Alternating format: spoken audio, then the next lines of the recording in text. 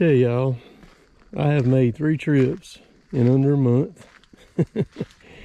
Long trips too. The first one was to Charlotte, North Carolina, and was there for a few days, actually several days, to the TCIA show. And then turned around, that was 1 week, got back on the Saturday, that Monday, then flew up to Pennsylvania to do the thing with Volvo and all those guys up there. Then I just left this past Thursday and went to Augusta, Georgia to a tree pruning class. The Georgia Arbor Association, they are very, very active. And I got back here about lunch today. So I put roughly about 1,000 miles on this truck in that run. Now the run up to Charlotte, we went in Jill's car, and then of course I flew to Pennsylvania, and then I drove to Augusta, like I said, in this truck. So this truck, about, I don't know, back in October, I started having trouble with the actuator on the turbo. I ended up having to put one on it, got that done, and so while I was in the process of doing that, I went ahead and pulled all the emission stuff off of it and took care of that. And I didn't realize how much of that stuff is on one of these things. It's a lot of pieces and a lot of parts. I'll pop the hood in a minute and show you what it looks like under the hood now. But a lot of weight to all that stuff. So I'd put tires on this thing also back in August, and I could not get the tires the size it was on the truck at the time, and I had to have some. I put a little over 50,000 on those Nittos, those Ridge grapplers that I had. I really, really liked them, so I decided to go back to the same tire. Could not find the same size tire. I had to go up one size to a 295 and put them on there. And I don't like the taller tires. I may be the only dude on the planet Earth that does not like them. I don't like them. They ride great and all that, but it changed the truck up a good bit, and I still don't like it. It affected the fuel mileage a little bit more on it too. You start monkeying with these trucks, man. The engineers, they've got them figured out the way the air flows around them. Before, I had to change the bumper out on it after I hit 2 deer 2 days in a row with it.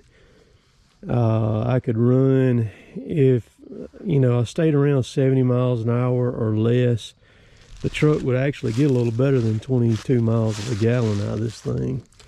That's with the Ison transmission. It's got 342 gears in the rear end of it. Just crazy fuel mileage out of this thing on the road, man. And if you started running on up around 80, it dropped back substantially down to around about 19.7, 19.8. But boy, when I changed that bumper on it, that affected it, and then those tires affected it too. So like the run that I just made to Augusta and back, running 80, high 70s, 80, 81, 82 miles an hour, 17.8 miles to the gallon is what I averaged out of it. But I like how it is now. It's just got a single tune on it, like a towing type tune, and it took all the lag out of this truck. So now when you need to go from a dead stop and you punch it, the son of a gun will get up and go.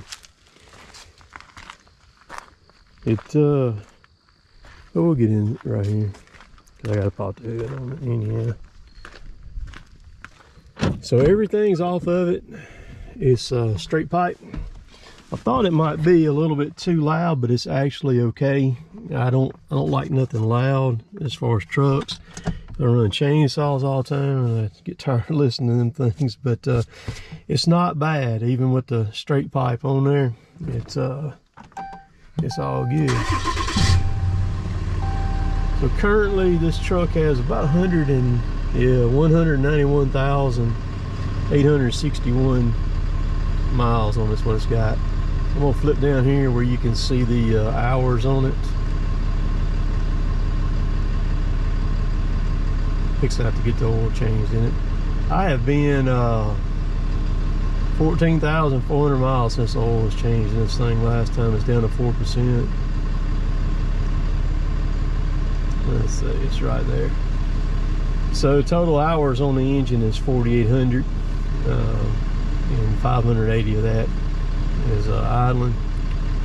But so you can see once I got here, because I drove it around here a good bit this afternoon, I'm down to 16.3 right there on it once I got in.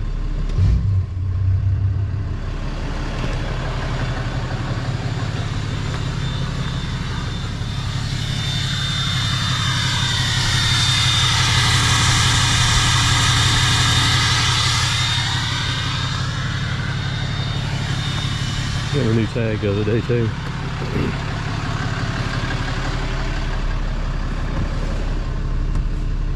So that means that this truck's got nearly 5,000 hours on it at almost 200,000 miles. My goal one that I had 405,000 miles on it. So that engine should have had up around 10,000 hours on that engine when I got out of it and got in this one. I will say this truck has been a lot less problematic than my gold truck was. In the same amount of time frame, I had to do a lot more stuff to my gold truck than what I've had to do to this truck in the same time frame. Really the only thing that I've had to do to this one is just put the turbo on it back in October. My gold one, I had to put a set of injectors in that thing before, way before 200,000, like 160 something thousand miles on that thing, and those injectors were like $365 a piece for them things, man. But you can hear it now.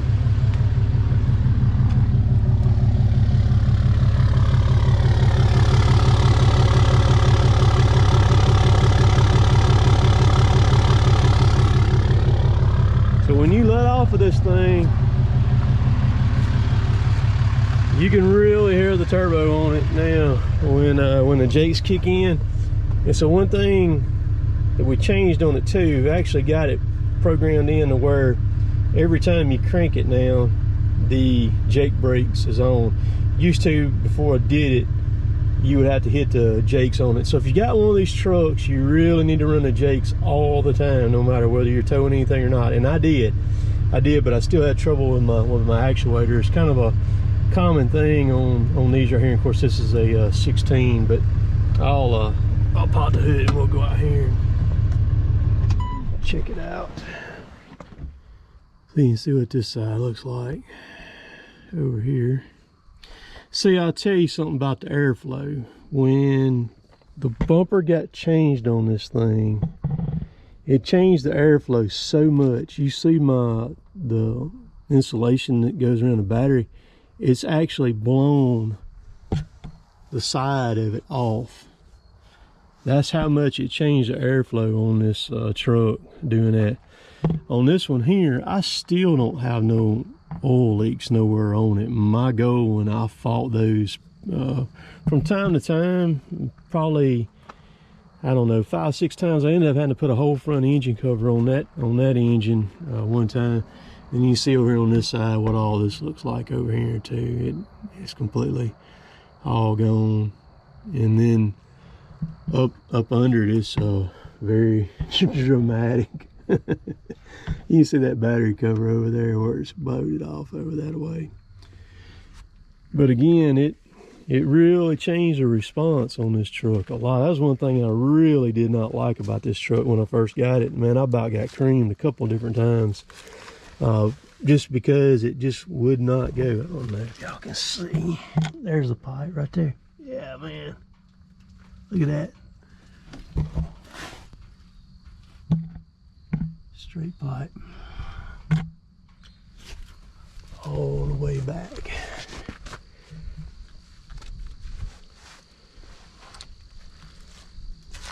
So I didn't need a tuner and all that mess, man. I didn't want all that junk on the thing. The airflow is so different on it that I can actually see the hood fluttering on it when I'm going under. Like, especially like if I'm just in clean air driving down, like it's right here, nobody's in front of me. But if I have any kind of turbulence, like there's a truck or something on up in front of me, I can tell it.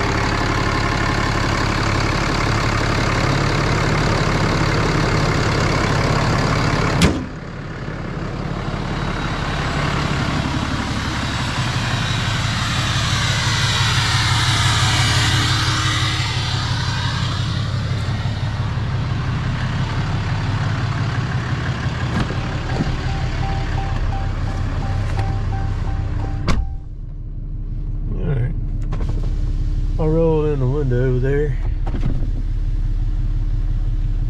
where you can hear it.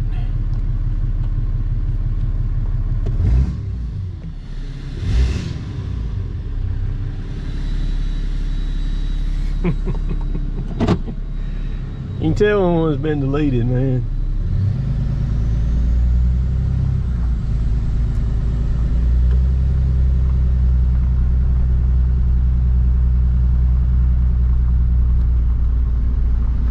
We'll ride up into the church in it, come back.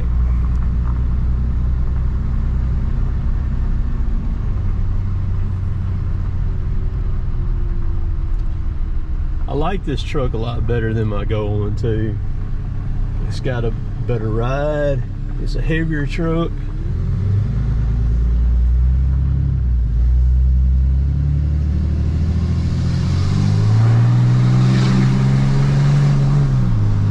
It's some gonna get up and go now, boy, I'm here to tell you.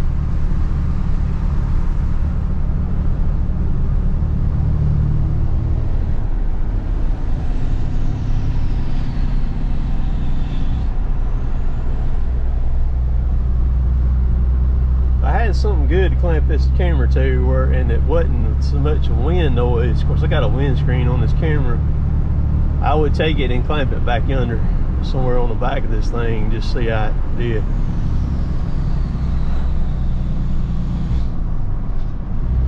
So you can hear when the jakes cut off on it right there. Wish I had a good hill right here I could go down and let off of it, and then or trailer behind me. But I'm not fixing to take the China hook up to do that.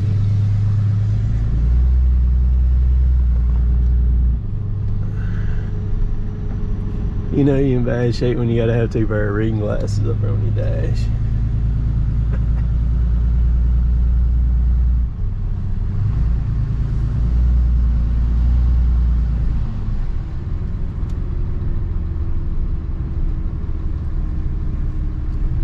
I'll turn around. I was gonna go back out there on the road, but I'll turn around and come back by the side of the church where you can hear it.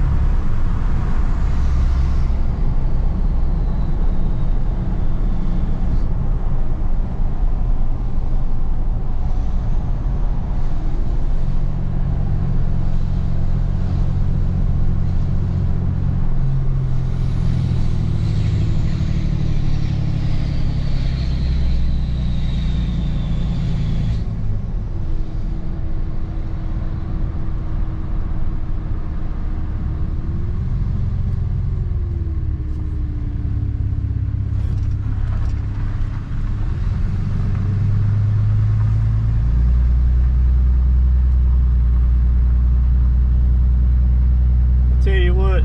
The government has killed these diesels. And, you know, I've been driving this one for so long that I didn't realize just how bad they had killed them. But when I took all that stuff off of it, man, it really opened my eyes. And the bad thing about it is it's not only the trucks and big trucks. I mean, it's everything, the equipment, you know, the mini excavator, stump grinder, all that stuff. I've got my 5500. I've probably got a dozen recalls on that thing right now, and I gotta, they don't have all the stuff to, you know, to take care of all the recalls, all the parts that they need to do that. And so once I finally get all that done, get all the recalls done on that, and I run it and I run it out of warranty there, and then I'll take it and I'll do the same thing on it and fix it up too. Of course, they don't have near the miles on it that this truck does, but and you smell that diesel exhaust, man, it's like the way it's supposed to be now. Like the way it's supposed to be. So I just wanted to share that with y'all.